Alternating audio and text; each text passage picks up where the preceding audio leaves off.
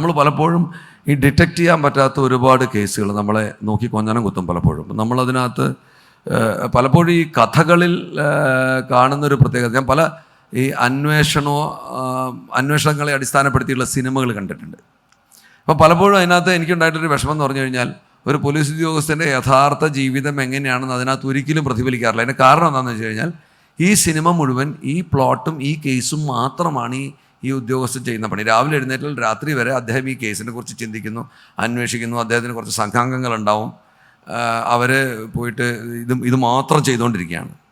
അപ്പം പണ്ട് ഞാൻ UK ഒരു ട്രെയിനിങ്ങിന് പോയിരുന്നു. അപ്പോൾ ട്രെയിനിങ്ങിന് പോയപ്പം അവിടെ ഞാൻ കൺട്രോൾ റൂമിൽ, സൗത്ത് ആംപ്റ്റൺ എന്ന് പറഞ്ഞ സ്ഥലത്തൊരു കൺട്രോൾ റൂമിൽ ജോലി ചെയ്യുമ്പോൾ, ആ കൺട്രോൾ റൂം വെഹിക്കിളിൽ ജോലി ചെയ്യുമ്പം എന്താണെന്ന് വെച്ചാൽ, ഒരാൾ മദ്യപിച്ചും മയക്കുമരുന്ന് ഉപയോഗിച്ചും അയൽവക്കക്കാരെ മുഴുവൻ വാൾ കാട്ടി പേടിപ്പിക്കുന്നു, വാൾ വീശി ഉപദ്രവിക്കുന്നു എന്ന് പറഞ്ഞപ്പോൾ ഞങ്ങൾ അവിടെ ചെന്നപ്പോൾ അയാളെ പിടിക്കാൻ പാടില്ല എന്നാണ് നമ്മുടെ ഉദ്യോഗസ്ഥർ പറഞ്ഞത്. അയാളെ പിടിക്കരുത്, ഞങ്ങളുടെ പിടിക്കാനുള്ള ടീം വേറെ വരും. 4 പെട്രോൾ കാർസും 9 ആളുകളും ഞാനടക്കം, അത് കഴിഞ്ഞ് പിന്നെ ഒരു 13 പേരടങ്ങുന്ന വേറൊരു സംഘം ഒരു കവചിത വാഹനത്തിൽ വന്നതിന് ശേഷം ആണ് ഇദ്ദേഹത്തിനെ കീഴ്പ്പെടുത്തുന്നത്. അതുവരെ ഞങ്ങൾ നോക്കി നിൽക്കുകയാണ് ഇയാളുടെ ചേഷ്ടകളൊക്കെ. അപ്പം ഞാൻ അദ്ദേഹത്തോട് പറഞ്ഞു, ഞങ്ങളുടെ നാട്ടിൽ ഇങ്ങനെയല്ല. ഞങ്ങളുടെ നാട്ടിൽ ഞങ്ങളെ കുട്ടമ്പിള്ള ഹെഡ് കോൺസ്റ്റബിൾ വന്നിട്ട് കയറാ വണ്ടിയിലെന്ന് പറയും, പിടിച്ച് വണ്ടി കയറ്റും കൊണ്ടുപോകും. എന്ത് വാളുണ്ടായിട്ടൊന്നും ഒരു കാര്യമില്ല. ഇങ്ങനെയുള്ള കുട്ടമ്പിള്ള ഹെഡ് കോൺസ്റ്റബിൾമാർ ഒരു ദിവസം നേരിടുന്ന വൈവിധ്യമാർന്ന ഇത്തരത്തിലുള്ള 100 വെല്ലുവിളികളുടെ ഇടയിലാണ് ഒരു കേസന്വേഷണം നടക്കുന്നത്. അപ്പോൾ ഒരു കേസ് അന്വേഷിക്കാൻ കിട്ടുമ്പം ഈ മിസ്സിംഗ് ലിങ്ക് എന്ന് പറയുന്നത് വളരെ നിർണായകമാണ്. നമുക്ക് പലപ്പോഴും നമുക്ക് ഞാൻ പറഞ്ഞില്ലേ, നേരത്തെ പറഞ്ഞ പല ബിറ്റ്സ് ആൻഡ് പീസസ് ഓഫ് ഇൻഫർമേഷനാണ് ഒരു ഇൻവെസ്റ്റിഗേഷന് മുമ്പ് നമ്മുടെ കയ്യിൽ ഉണ്ടാവുക. ഇതിന് മുഴുവൻ കോർത്തിണക്കി ഇതിനിടയിൽ കാണാതെ പോയ ആ ഒരു ഭാഗം അത് പൂർത്തീകരിക്കാൻ, അതൊരു പക്ഷേ പ്രതി ആരാണെന്നുള്ളതായിരിക്കാം. പ്രതി ആരാണെന്ന് നമുക്കറിയാൻ പറ്റുമെങ്കിൽ പോലും ചിലപ്പോൾ അയാൾ ഇത് എങ്ങനെ ചെയ്തു എന്നുള്ളതിനെക്കുറിച്ചുള്ള അറിവില്ലായ്മയായിരിക്കാം, എന്തെങ്കിലും ഒരു പ്രധാനപ്പെട്ട ഫാക്റ്റ് ആയിരിക്കും. ഇതാണ് ഈ സമസ്യാപൂരണം നടത്തുക. ശരിക്കും ഈ കഥ പൂർത്തീകരിക്കണം എന്നുണ്ടെങ്കിൽ ഇത് വേണം. ഇത് പലപ്പോഴും കിട്ടാതെ ഞങ്ങൾ കൊല്ലങ്ങൾ അലയാറുണ്ട്. ഇപ്പം ഞാൻ അടുത്ത കാലത്ത് ഞാൻ ക്രൈംബ്രാഞ്ചിലുണ്ടായിരുന്നപ്പോൾ 2022 തെളിഞ്ഞൊരു കേസുണ്ട്. അദ്ദേഹം എന്താ വെച്ചാൽ കടമ്പഴിപ്പുറം എന്ന് പറഞ്ഞ സ്ഥലത്ത് പാലക്കാട് അടുത്ത് ഒരു ഇരട്ടക്കൊലപാതകം നടത്തിയിട്ട് പോയി. ഭാര്യയും ഭർത്താവിനെ രാത്രി വന്ന് വീട്ടിൽ കയറി വെട്ടിക്കൊന്ന് കുറച്ച് പണവും ആഭരണമൊക്കെ എടുത്തുകൊണ്ട് പോയി. അപ്പം ഇദ്ദേഹമാണ് എന്നുള്ളതിലേക്ക് ഞങ്ങൾ വളരെ കാരണം അദ്ദേഹം ദൃശ്യം സിനിമ കണ്ടിട്ട് അതിനനുസരിച്ചിട്ട് ഈ കുറ്റകൃത്യം ചെയ്ത ആളാണ്.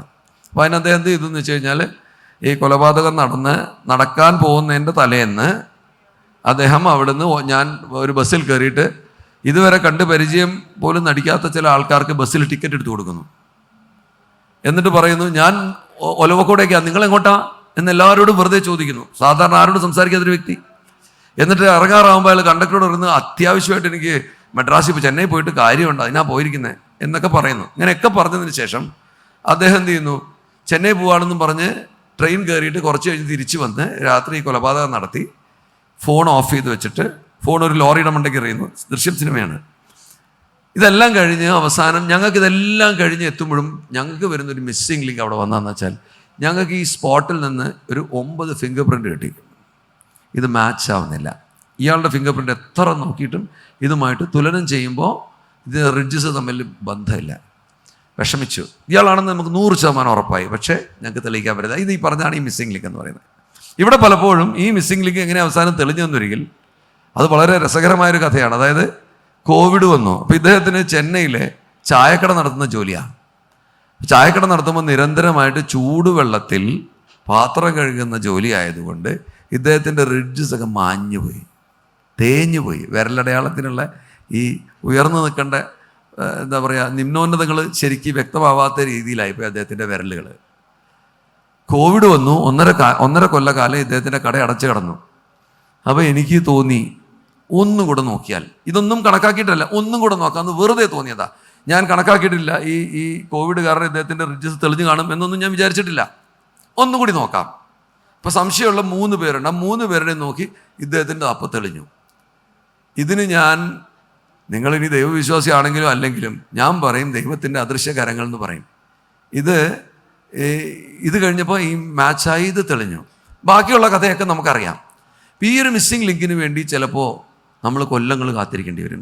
ഈ കേസിൽ ഞങ്ങൾ കാത്തിരുന്നത് 3.5 വർഷമാണ്. 3.5 വർഷം കാത്തിരുന്നതിന് ശേഷമാണ് ഈ മിസ്സിംഗ് ലിങ്ക് വന്നത്. അപ്പം ഇത് ചിലപ്പം ഇതുപോലൊരു സ്പാർക്കായിട്ട് വരും. നമ്മൾ ഒരേ സെറ്റ് ഓഫ് ഫാക്ട്സ് വീണ്ടും വീണ്ടും നമ്മൾ പരിശോധിച്ച് നോക്കുമ്പോൾ നമുക്കതിൽ നിന്ന് ഇതുവരെ ആരും കണ്ടുപിടിക്കാത്തൊരു സാധനം ഏതെങ്കിലും ഒരു വ്യക്തിക്ക് അത് എന്താ പറയുക, ഈ ജീനിയസിൻ്റെ സ്പാർക്ക് എന്നൊക്കെ പറയുന്ന പോലെയാണ്. ഈ കഥാകാരൻ്റെ സൗകര്യം എന്ന് വെച്ചാൽ അദ്ദേഹം ആദ്യം തന്നെ ഇങ്ങനെയുള്ള ഒരുപാട് കഥകൾ കേട്ട് മനസ്സിലാക്കിയതിന് ശേഷം പ്രതിയെ ആദ്യം അദ്ദേഹം ഫിക്സ് ചെയ്തിട്ട് അദ്ദേഹം ആ പ്രതിയുടെ ചുറ്റുമാണ് കഥ ഉണ്ടാക്കുന്നത്. ഞങ്ങൾ നേരെ തിരിച്ചാ. ഞങ്ങളിതെല്ലാം കണ്ട് ആകെ അങ്കലാപ്പിലായി എന്ത് ചെയ്യണമെന്ന് അറിയാതെ ഈ പ്രതിയെ കണ്ടുപിടിക്കാൻ കിടന്നു ഓഴലുകയും ചെയ്യും. ഇതൊരു അടിസ്ഥാനപരമായ വ്യത്യാസമാണ്. നമ്മൾ പലപ്പോഴും പറയും കഥാകാരന്മാർ from the criminal to the crime, ക്രിമിനലിനെ ആദ്യം തീരുമാനിച്ചിട്ട് ക്രൈമിലേക്ക് പോകും. ഞങ്ങൾ പലപ്പോഴും ചെയ്യുന്നത് എന്താണ്, from the crime to the criminal. അപൂർവം ചിലപ്പോൾ ക്രിമിനലിൽ നിന്ന് ക്രൈമിലേക്ക് നമ്മൾ ചിലപ്പോൾ ഒരാളെ വിളിച്ച് ഇൻട്രോഗേറ്റ് ചെയ്യുമ്പോൾ അയാൾ പറയുന്ന കഥകളിൽ നിന്ന് പുതിയ ക്രൈംസ് അയാൾ കമ്മിറ്റ് ചെയ്ത് നമ്മൾ അറിയാത്തത്, ജനങ്ങളറിയാത്ത ക്രൈംസ് ചിലപ്പോൾ പുറത്തു വന്നെന്ന് പറയുന്നത് അപൂർവമാണ്. സാധാരണഗതിയിൽ എപ്പോഴും നമ്മൾ ചെയ്യുന്നത് ക്രൈമിൽ നിന്ന് ക്രിമിനലിലേക്കാണ് ഇൻവെസ്റ്റിഗേഷൻ പോകുന്നത്. കഥാകാരൻ എപ്പോഴും പോകുന്നത് എവിടുന്നാണ്, ക്രിമിനലിൽ നിന്ന് ക്രൈമിലേക്ക്. ഇതാണ് വ്യത്യാസം.